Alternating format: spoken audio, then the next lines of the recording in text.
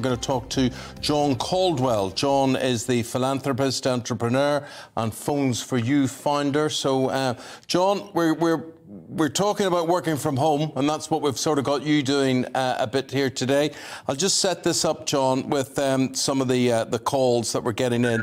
And Vicky says, no, do we want Vicky? What do we say? Since working from home, I think, which one was here? Right. Oh, yeah, Rob, this is a very good point. Working from home, since it became the in thing, it's been impossible to get through to companies, especially public sector ones, on the phone. After going through all the usual recorded advice, it can take half an hour or more for someone to answer. It's as if you've just got them out of bed. You see, even if that's not true, John, and a lot of people will be defending themselves vigorously, it's the perception, isn't it? Well, it isn't just perception, it's reality. You cannot have a society working from home. Most people need to be in the business for a whole range of reasons.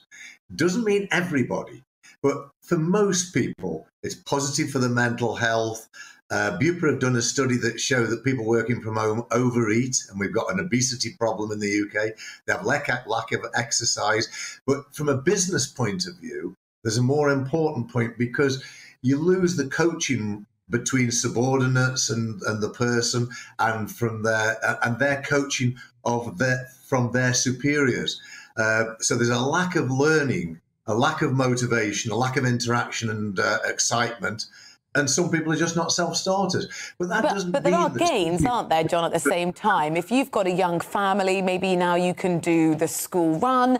Maybe you might be a happier, healthier employee because your home life has benefited. Well, in some cases you might be, but will the employer be getting good value?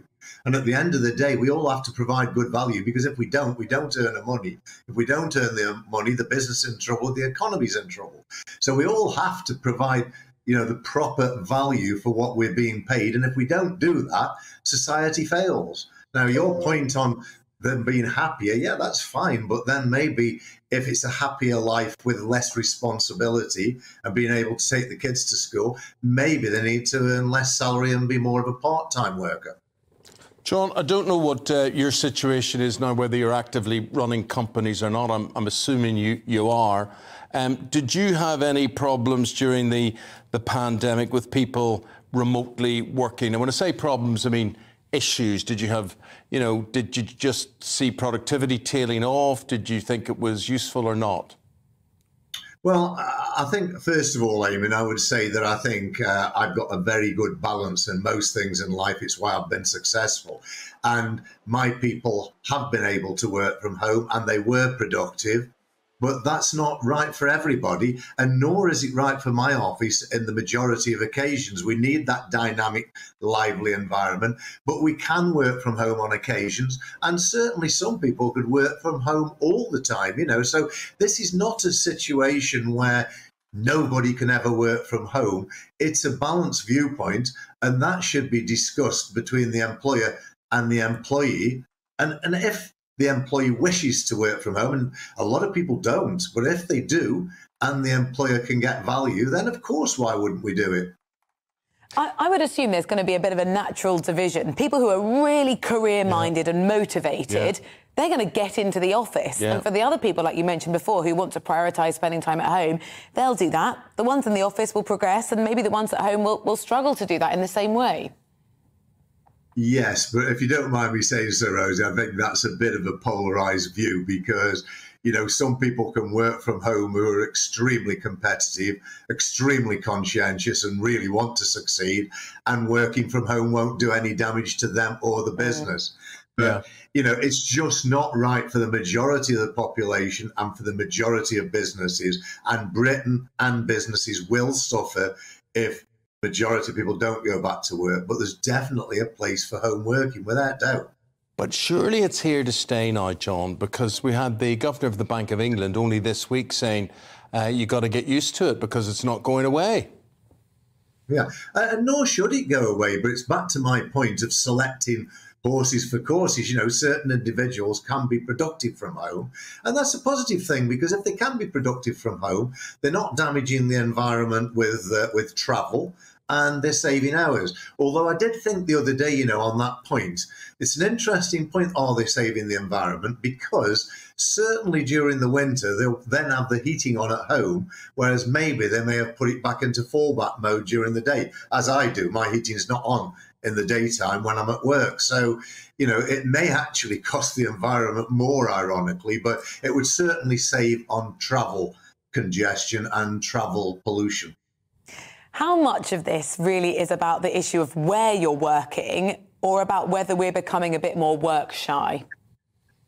That's another good challenging question, Rosie. And I think people have become increasingly work shy. I think COVID was devastating for the UK economy from that point of view, because especially that first lockdown, when everybody was locked down at home and it was sunny, they had 3 months of sitting in the garden, and it was rather wonderful for a lot of people. Of course, devastating for others that were badly affected or who hadn't got gardens and trapped in small flats. But so I think, to your point, there is an element that people really enjoyed that, and they don't really want to go back, in some cases, to the rat race of being dynamic and working hard and driving a career.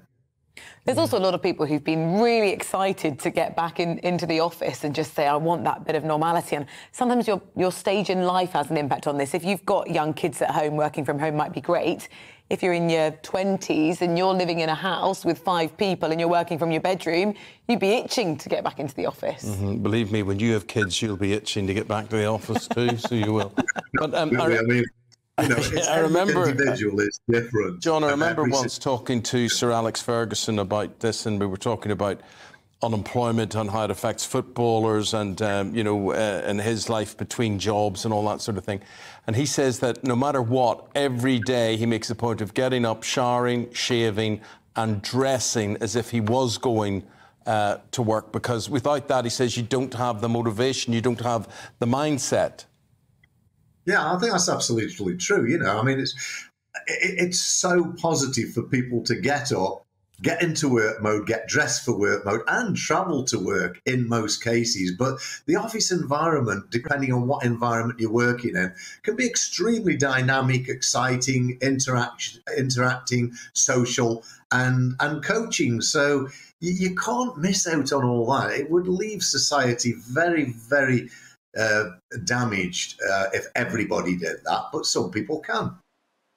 As Rosie was saying earlier, it depends if it suits you or not, if you will be attracted to that sort of thing. I mean, if it suits you, then perfect. If it doesn't suit you, you'll be more relaxed about it. And that's what it boils down to. But the thing is our workplace, is our pay packet, is our salary there for the convenience of us, or there at the behest of our employers? Because at the end of the day, you started this conversation off and you said, the employers are the important thing. It's what they want that counts. But as Rosie was saying, it seems to be everybody nowadays, they know their rights, they know their mindset, mental well-being, whatever. It's not what suits you, John, it's what suits them.